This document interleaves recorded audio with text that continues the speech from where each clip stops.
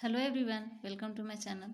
तो आज हम लेकर के आए हैं इस वीडियो में सीबीएसई क्लास 11 की हिस्ट्री को लेकर के आए हैं, जिसमें आज का चैप्टर है 2 लेखन कला और शहरी जीवन का पूरा चैप्टर का निचोड़ नोट्स लेकर के हम आए हैं इस वीडियो में। तो ये पूरा चैप्टर का नोट्स है इसमें, और बहुत ही महत्वपूर्ण पॉइंट लेकर के हम आए हैं इस वीडियो में। तो आइए देखते हैं लेखन कला और शहरी जीवन चैप्टर से महत्वपूर्ण पॉइंट जो है उसको हम देखते हैं। तो आइए शुरू करते हैं। लगभग 5000 वर्ष पूर्व शहरी जीवन का प्रारंभ मेसोपोटामिया में हुआ था। मेसोपोटामिया चैप्टर का मैंने 2 वीडियो में इसके बारे में अपलोड किया है, लेखन कला और शहरी जीवन के बारे में। तो सबसे पहले मेसोपोटामिया में शहरी जीवन का विकास हुआ था 15,000 पूर्व, 15,000 पहले ही 5,000 वर्ष पूर्व ही शहरी जीवन का प्रारंभ हो गया था मेसोपोटामिया में। और मेसोपोटामिया यह शब्द यूनानी भाषा के दो शब्द से बना हुआ है। मेसोपोटामिया मेसोस यानी मेसोस का मतलब होता है मध्य, पोटामोस यानी नदी से निकलकर जो बना हुआ, पोटामस का मतलब नदी से निकल के बना हुआ है, इसलिए मेसोपोटामिया दजला व फरात नदियों के बीच की उपजाऊ धरती को इंगित करता है। मेसोपोटामिया 2 नदियों के बीच का भूमि है। मेसोपोटामिया दजला और फरात, हमने मैप में भी बताया था। मेसोपोटामिया को दजला और फरात के बीच का जो जगह है, बीच का जो भूमि है, दोनों नदियां दजला और फरात, तो इसी के बीच की भूमि को मेसोपोटामिया कहा गया है। तो वहीं पर दजला और फरात के बीच में मेसोपोटामिया है। तो और दजला और फरात नदी के कारण मेसोपोटामिया की भूमि बहुत ही उपजाऊ भूमि है। वहाँ हर प्रकार के फसल बहुत ही अच्छी तरह से फसलों की उपज हो जाती है। और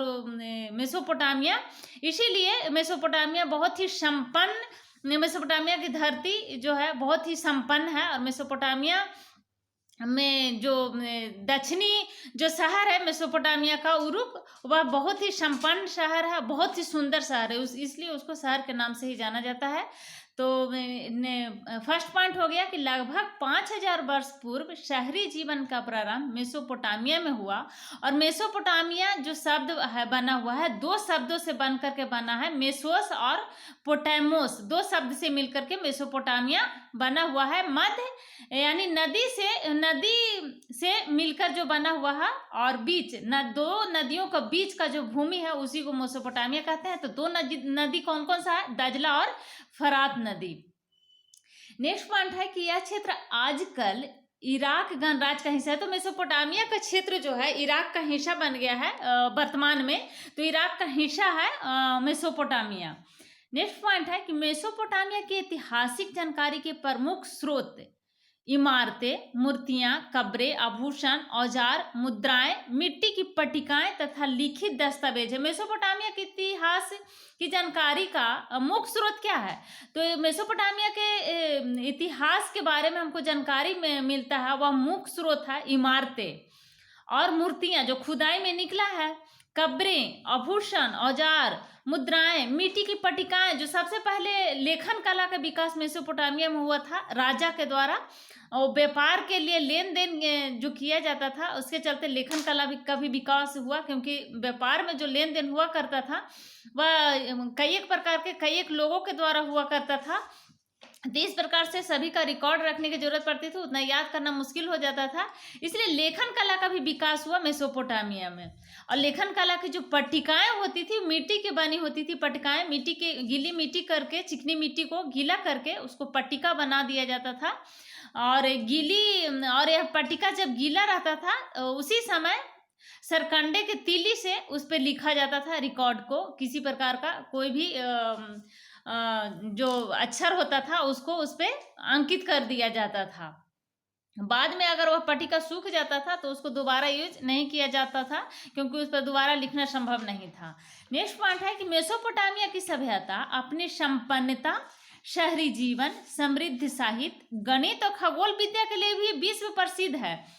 मैंने इस चैप्टर का पहले वाले वीडियो में मैंने बताया है कि शहरी जीवन, समृद्ध साहित्य, गणित और खगोल विद्या के लिए भी मेसोपोटामिया जो है विश्व प्रसिद्ध है। विश्व में यह बहुत ही विख्यात है, प्रसिद्ध है मेसोपोटामिया। नेक्स्ट पॉइंट है मेसोपोटामिया के शहरीकृत दक्षिणी भाग को सुमेर और अक्कद कहा जाता है। तो मेसोपोटामिया का जो दक्षिणी भाग है, जो शहरीकृत दक्षिणी भाग है, जो शहर है मेसोपोटामिया का दक्षिणी शहर, तो शहरीकृत जो दक्षिणी भाग है उसको सुमेर और अक्कद कहा जाता था। 2000 ईसा पूर्व के पश्चात बेबीलोन एक महत्वपूर्ण शहर कायम हो गया और इस भाग को बेबीलोनिया कहा जाने लगा। 2000 ईसा पूर्व के बाद देखा गया कि बेबीलोन एक महत्वपूर्ण शहर बन गया, बहुत ही सुंदर शहर, और इसको फिर बेबीलोनिया कहा जाने लगा बाद में। नेक्स्ट पॉइंट है लगभग 1100 ईसा पूर्व में असीरियाइयों ने उत्तरी भाग पर कब्जा कर लिया।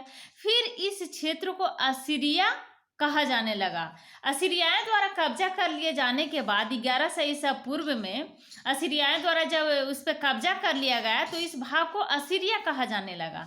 नेक्स्ट पॉइंट है कि इस प्रदेश की प्रथम ज्ञात भाषा सुमेरी, जो इस प्रदेश की मेसोपोटामिया की जो दक्षिणी भाग था, शहरीकृत भाग, तो उस प्रदेश का जो भाषा थी सुमेरी भाषा थी, जिसको सुमेरियन कहा जाता था, सुमेरी भाषा को।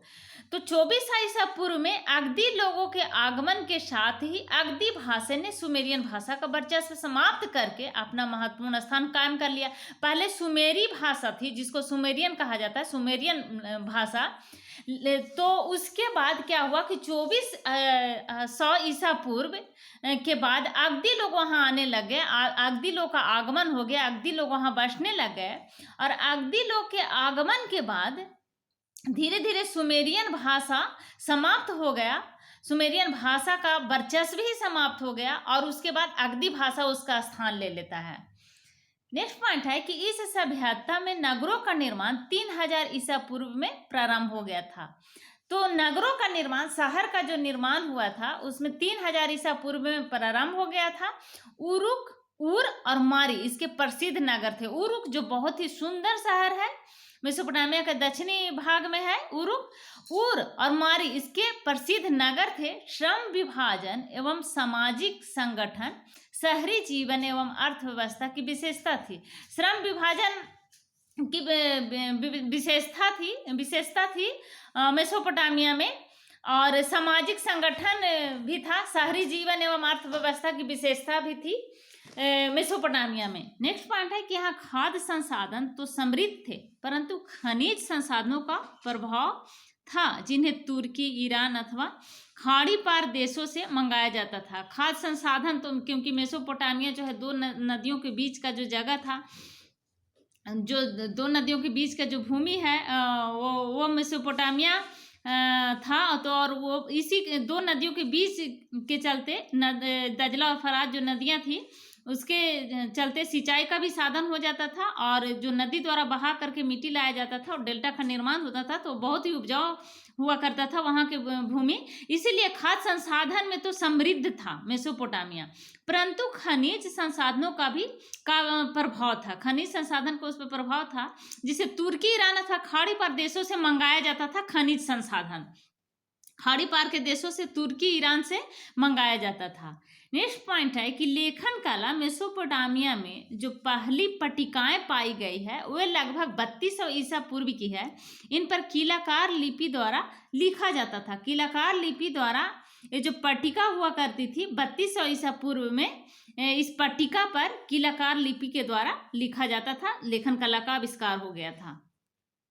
नेक्स्ट पॉइंट है कि कीलाकार क्यूनिफॉर्म जिसको बोलते हैं, यह लातीनी शब्द क्यूनियस से बना हुआ है जिसका अर्थ होता है खूंटी, और फोर्मा जिसका अर्थ होता है आकार, से बना है। मेसोपोटामिया बहुत कम लोग पढ़े लिखे थे। चिन्हों की संख्या काफी पेचीदा तथा बहुत अधिक थी। मेसोपोटामिया के लोग बहुत ही कम पढ़े लिखे थे, कम लोग पढ़े लिखे थे। इसका कारण यह था कि संख्या जो थी बहुत ज़्यादा थी, बहुत ज़्यादा जो लिखने की संख्या हुआ करती थी, जो चिन्ह हुआ करता था वो बहुत ही ज़्यादा हुआ करता था, और यही कारण से पेचीदा बन गया और बहुत मुश्किल होता था लिखने में। याद करना, इतना जो संख्या हुआ करती थी याद करना बहुत मुश्किल हुआ करता था। यही कारण है कि वहाँ के लोग वहाँ जो है मेसोपोटामिया में बहुत ही कम लोग पढ़े और पढ़ना लिखना जानते थे। नेक्स्ट पॉइंट है कि 1400 ईसा पूर्व से धीरे धीरे आरामाइक भाषा का प्रवेश हुआ। यह भाषा जो है हिब्रू भाषा से मिलती जुलती थी। आरामाइक भाषा जो था हिब्रू भाषा से मिलती जुलती थी और 1000 ईसा पूर्व के बाद यह व्यापक रूप से बोली जाने लगी थी और आज भी इराक के कुछ भागों में बोली जाती है। आज भी इराक के कुछ भागों में इस भाषा को, हिब्रू भाषा को, जो हिब्रू भाषा से जो मिलती जुलती थी अरामाइक भाषा, उसको आज भी कहीं कहीं कुछ भाग में, इराक के कुछ भागों में बोली जाती है। तो इसके बारे में जो भाषा जो है अगर अभी तक भाषा के बारे में डिटेल में इस चैप्टर से 2 वीडियो जो मैंने अपलोड किया है उसको आप जा करके देखिए। बहुत ही महत्वपूर्ण वीडियो है वह, और उसको देखने के बाद अगर ये नोट्स को आप देखेंगे तो पूरा चैप्टर क्लियर हो जाएगा। नोट्स के बाद हम इस चैप्टर से जो महत्वपूर्ण क्वेश्चन बनेंगे उस क्वेश्चन को भी हम लेकर के आएंगे। तो अगर अभी तक आपने मेरे चैनल को सब्सक्राइब नहीं किया है तो प्लीज़ मेरे चैनल को सब्सक्राइब करें, लाइक करें एंड शेयर करें। नेक्स्ट पॉइंट को देखते हैं कि 5000 ईसा पूर्व दक्षिण मेसोपोटामिया में बस्तियों का विकास होने लगा था, जिनमें से कुछ शहरों में परिवर्तित हो गए थे। 5000 ईसा पूर्व में दक्षिण मेसोपोटामिया में बस्तियों का विकास होने लगा था धीरे धीरे, और वह जो बस्ती था, जो बस्ती का विकास होने लगा था, जो बस्तियां थी वह शहरों में परिवर्तित हो गए थे। पूरी तरह से शहर बन गया था मेसोपोटामिया के दक्षिणी भाग। नेक्स्ट पॉइंट है कि यहाँ उर नगर में नगर नियोजन पद्धति का अभाव था। गलियां टेढ़ी मेढ़ी एवं संकरी थी। उर नगर में नगर नियोजन का अभाव था। गलियां जो थी बहुत ही टेढ़ी मेढ़ी थी। और नेक्स्ट पॉइंट है यहाँ उर नगर में नगर नियोजन पद्धति का अभाव था। गलियां टेढ़ी मेढ़ी थी उर नगर में। उर नगर की गलियां कैसी थी? उर नगर की गलियां टेढ़ी मेढ़ी थी और नगर नियोजन पद्धति का अभाव था। नेक्स्ट पॉइंट है कि इराक भौगोलिक विविधता का देश है। इसका पूर्वोत्तर भाग हरे भरे व ऊंचे नीचे मैदानों के लिए प्रसिद्ध है। इराक क्या है? इराक जो है भौगोलिक विविधता का देश है। इसका पूर्वोत्तर भाग जो है हरे भरे ऊंचे नीचे मैदानों के लिए प्रसिद्ध माना जाता है। नेक्स्ट पॉइंट है कि इस प्रदेश का उत्तरी भाग ऊंची जमीन, स्टेपी घास के मैदान जो है पशुपालन की दृष्टि से बहुत ही उपयुक्त है। उत्तरी भाग जो है स्टेपी घास का मैदान है वहाँ पे, तो इस कारण से पशुपालन की दृष्टि से यह भाग बहुत ही महत्वपूर्ण है। उत्तरी भाग, मेसोपोटामिया का उत्तरी भाग। नेक्स्ट पॉइंट है कि इसका दक्षिणी भाग रेगिस्तानी है।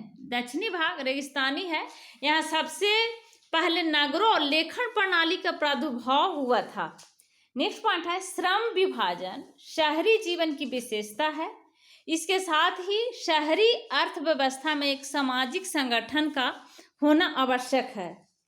सामाजिक संगठन में, क्योंकि शहरी अर्थव्यवस्था में एक सामाजिक संगठन होना जरूरी होता था, इसलिए श्रम विभाजन क्या था? शहरी जीवन की एक विशेषता थी।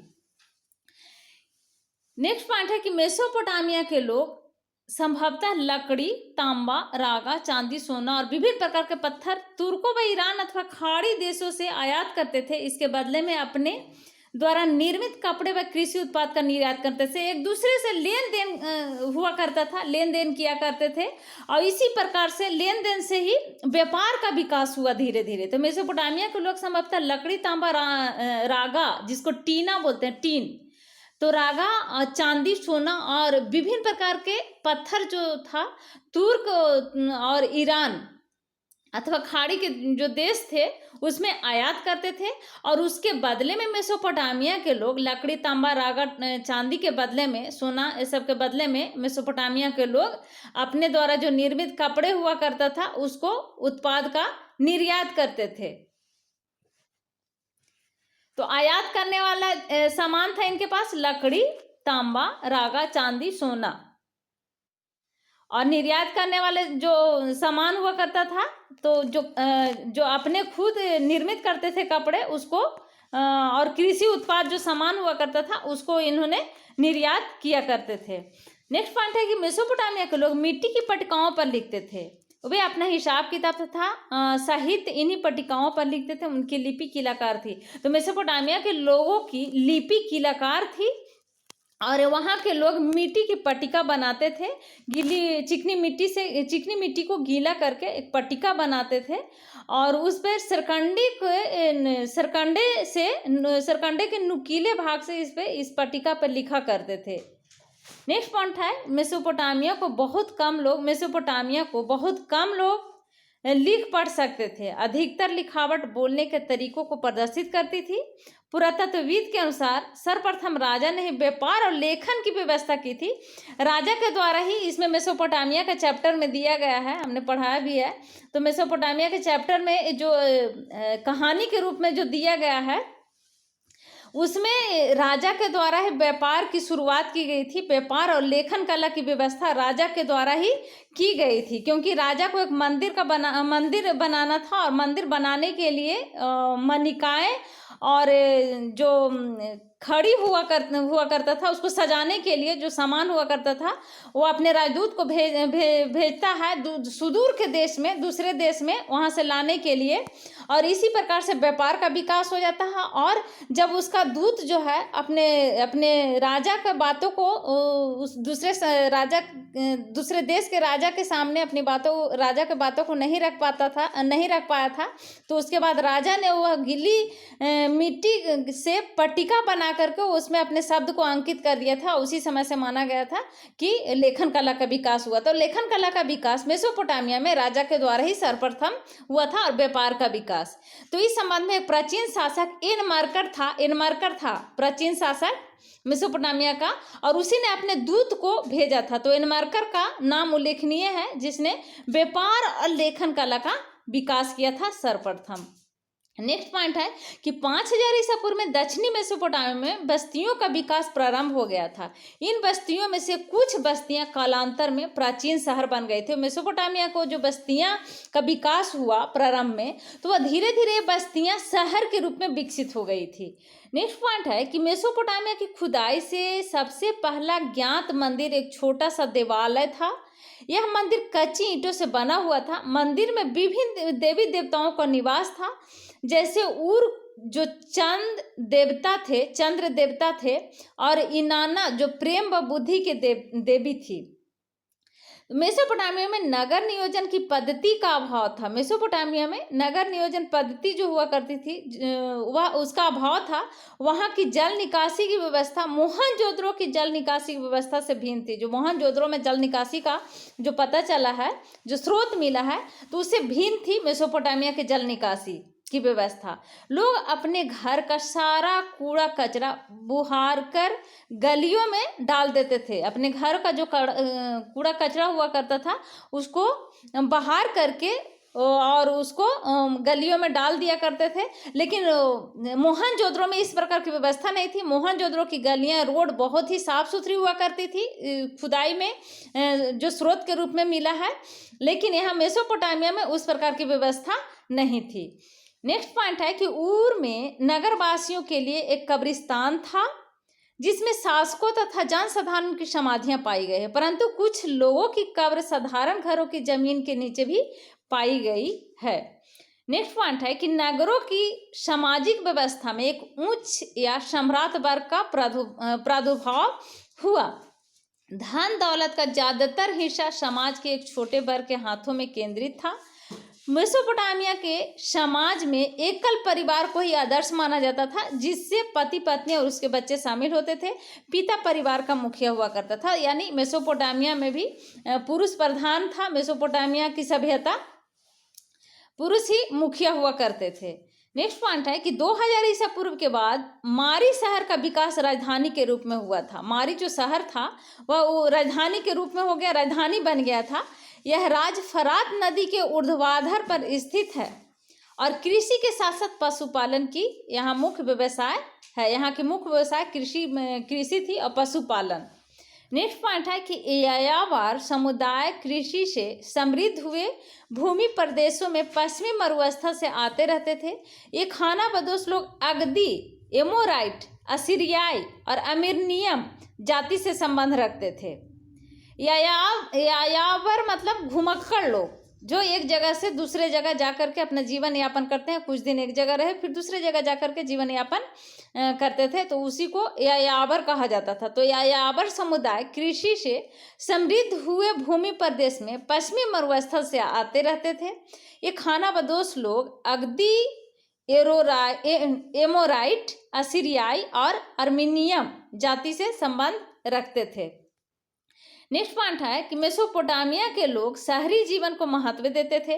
विभिन्न जातियों व समुदाय के लोगों के परस्पर मिश्रण से यहाँ की सभ्यता में जीवन शक्ति उत्पन्न हो गई थी। नेक्स्ट पॉइंट है मेसोपोटामिया की काल गणना और गणित की विविधतापूर्ण परंपरा दुनिया की सबसे बड़ी देन है। मेसोपोटामिया की जो गणित है वह दुनिया में दुनिया की सबसे बड़ी देन है। मेसोपोटामिया की कला गणना और गणित की विविधता, यह दुनिया की सबसे बड़ी देन है। नेक्स्ट पॉइंट है कि अंत में एक पुराकालीन पुस्तकालय और आरंभिक पुरातत्ववेत्ता की मदद से मेसोपोटामिया के अतीत के प्रलेखों एवं परंपराओं को खोजने और सुरक्षित रखने की कोशिश की गई थी। नेक्स्ट पॉइंट है कि गिलमेशिस उरुक नगर का शासक था। उरुक नगर का शासक कौन था? गिलमेशिस था। महान योद्धा था जिसने दूर दूर तक के प्रदेशों को अपने अधीन कर लिया था। ये जो शासक था गिलमेशिस उरुक नगर का, बहुत ही महान योद्धा था और यही कारण था कि अपने आसपास के जो प्रदेश था, आसपास के ही नहीं बल्कि सुदूर का जो प्रदेश था उसको भी अपने अधीन में कर लिया था। नेक्स्ट पॉइंट है कि समय का विभाजन सिकंदर के उत्तराधिकारियों द्वारा अपनाया गया और वहाँ से यह रोम तथा इस्लाम की दुनिया में तथा बाद में मध्ययुगीन यूरोप में भी पहुंचा। तो ये थे आज के हमारे लेखन कला और शहरी जीवन चैप्टर से बहुत ही महत्वपूर्ण पॉइंट को लेकर के हम आए थे इस वीडियो में। तो अभी तक अगर आपने मेरे चैनल को सब्सक्राइब नहीं किया है तो प्लीज़ मेरे चैनल को सब्सक्राइब करें, लाइक करें एंड शेयर करें। Thank you.